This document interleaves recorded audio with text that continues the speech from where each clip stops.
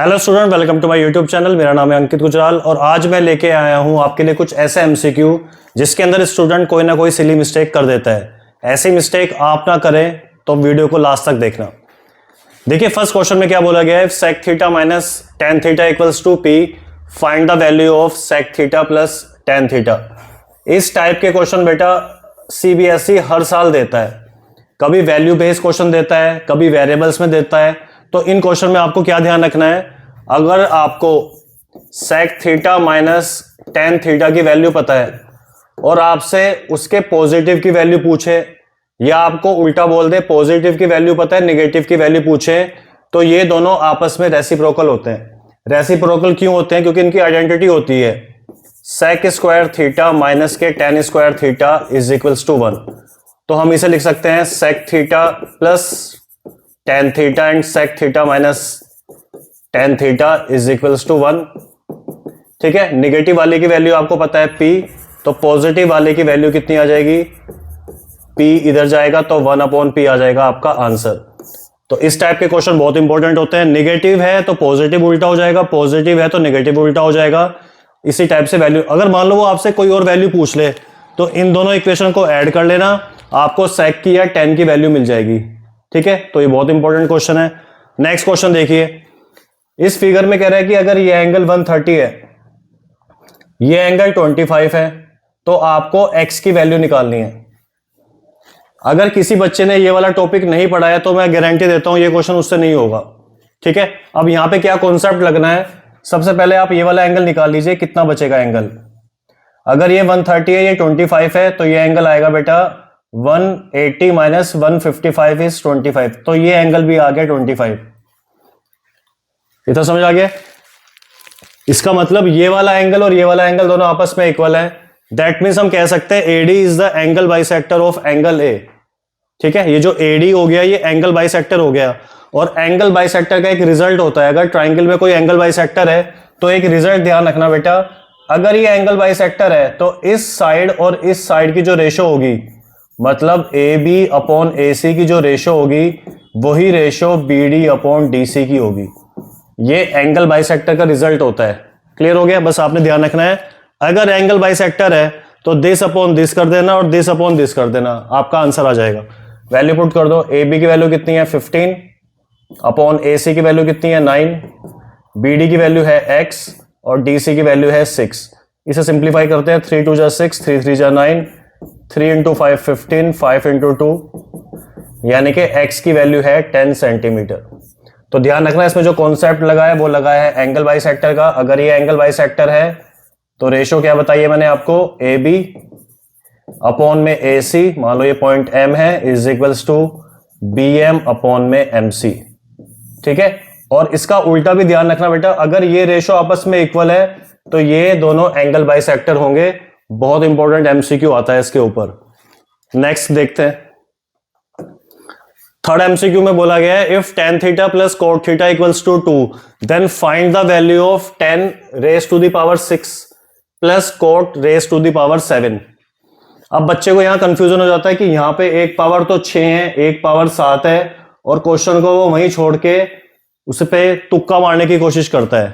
ठीक है, ऐसे आंसर को टिक कर देता है। अब इसको करने का तरीका क्या है ये देखिए, अगर आपको 10 और 10 का रेसिप्रोकल cot की वैल्यू 2 दे रखी है, ठीक है, 10 रेशो है और उसकी रेसिप्रोकल है, और उसका सम अगर 2 दे रखा है, तो वो आपसे कोई भी रिजल्ट पूछ ले उसका आंसर 2 ही आएगा। ठीक है, अगर ये 2 है, 10 प्लस cot अगर 2 है, रेसिप्रोकल होना चाहिए, और उसका सम अगर 2 दे रखा है तो इनका रिजल्ट भी 2 आएगा। कैसे आएगा एक बार समझा देता हूं मैं आपको। ये तो मैंने आपको एक MCQ का तरीका बता दिया।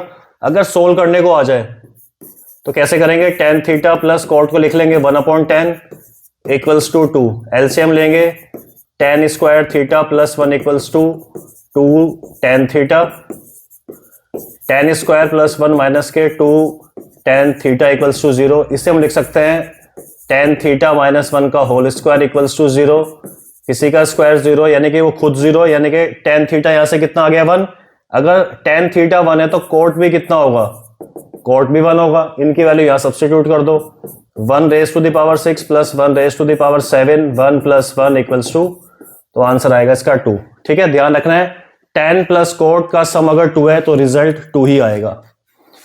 अब देखो इस क्वेश्चन में क्या मिस्टेक होती है, कह रहा है the radii of the two concentric circle are 6 and 4 centimetre. दो कॉन्सेंट्रिक सर्किल है, एक 6 एक 4। Find the length of the कोड, आपको उस कोड की लेंथ निकालनी है which touches the smaller circle, मतलब छोटे वाले सर्किल को टच कर रही है, मतलब वो टेंजेंट है, और बड़े वाले के लिए वो कोड है। ठीक है, रेडियस दे रखी है आपको एक की 6, यानी कि बड़े वाले की रेडियस हो गई 6 और छोटे वाले की रेडियस हो गई कितनी 4। तो ये हमें पता है 6, ये हमें पता है 4। हमें पता है सेंटर से जो लाइन जाती है वो कोड को बाइसेक्ट करती है और 90 डिग्री का एंगल बनता है, यानी कि 90 डिग्री है। तो O इसे हम मान लेते हैं A, B इसको मान लेते हैं M। तो हम निकालते हैं BM कितना है, तो BM आ जाएगा अंडर रूट में OB का स्क्वायर माइनस OM का स्क्वायर। OB है 6 का स्क्वायर 36 माइनस 4 का स्क्वायर 16, कितना आ गया √20। √20 होता है 5 इंटू 4 यानी कि 2√5 सेंटीमीटर। ठीक है, इतना सब कर देंगे, आंसर भी आ जाएगा 2√5। अब आपका, क्योंकि आप बोर्ड का एग्जाम दे रहे हो, थोड़े प्रेशर में होंगे, आपका आंसर है बेटा 2√5 और ऑप्शन में 2√5 है। आप उसे टिक करोगे और नेक्स्ट क्वेश्चन पे आ जाओगे। उसमें कहा गया है find the length of the code, हमें पूरी कोड की लेंथ निकालनी है और आपकी लेंथ निकली है वो BM की। तो इस टाइप की मिस्टेक से बचने के लिए 2 मिनट ध्यान से क्वेश्चन को पढ़ना कि वो क्या पूछ रहा है आपसे। ठीक है, इस टाइप से क्वेश्चन में मान लो आपसे डायमीटर पूछे, ठीक है, और आप सिंप्लीफाई करो, रेडियस आपकी निकल जाए, तो आप रेडियस को टिक करके आ जाओगे, रेडियस ऑप्शन में होगा। तो इस MCQ करते समय बेटा थोड़ा ध्यान रखना, इस टाइप से मिस्टेक हो जाती है। तो BM कितना आया 2√5, तो यहां से हमें निकालनी है AB कितना होगा ट्वाइस ऑफ 2√5, तो कितना आएगा आंसर 4√5 आएगा इसका आंसर। ये इसका ऑप्शन नहीं था, इसका ऑप्शन था ये। तो इस टाइप की सिली मिस्टेक हो जाती है बोर्ड एग्जाम में। ठीक है, आइए नेक्स्ट क्वेश्चन करते हैं। ये भी मिस्टेक वाले क्वेश्चन है दोनों के दोनों, ध्यान से देखो बेटा। एक हमें एक शेप दे रखी है पैराबोला की, हमें इसके जीरोस पता है, कह रहा है कि इसका पॉलिनोमियल बनाओ, क्या होगा। ठीक है, पॉलिनोमियल सबको बनाना आता है। आप फॉर्मूला लिखोगे x² माइनस के alpha plus beta into x plus alpha beta. Alpha beta की वैल्यू कितनी है, एक आपको 0 दे रखी है 1 और एक आपको 0 दे रखी है 2। क्या आंसर आ गया alpha 1 beta 2, 1 into 2, x² minus के 3x प्लस 2 इंटू 1 2। आपका आंसर आ गया x² माइनस 3x प्लस 2। आप देखोगे ऑप्शन में है, बिल्कुल ऑप्शन में है, आप इसे टिक कर दोगे। अब आप ये नहीं देखोगे कि जो पैराबोला है ये ओपन डाउनवर्ड है और ओपन डाउनवर्ड में नेगेटिव डायरेक्शन होती है, तो इसका आंसर ये नहीं होगा। जो आपका पॉलिनोमियल होगा वो नेगेटिव होगा, यानी कि इसका आंसर होगा option A because of open downward. ठीक है, तो ये मिस्टेक इस क्वेश्चन में होती है। नेक्स्ट क्वेश्चन पे आइए, कह रहा है फाइंड ए क्वाड्रेटिक पॉलिनोमियल है x² plus x plus 1 has real roots. इसके कितने रूट्स होंगे। ठीक है, एक पॉलिनोमियल दे रखा है, आपसे रूट पूछ रहा है। आप पॉलिनोमियल देखोगे x² प्लस x प्लस 1 और देखोगे क्वाड्रेटिक पॉलिनोमियल है, क्वेश्चन में गिवन भी है, और आपको पता है क्वाड्रेटिक पॉलिनोमियल के कितने रूट्स होते हैं, 2 होते हैं। आप यहां पे ध्यान नहीं दोगे, उसने पूछा है रियल रूट्स।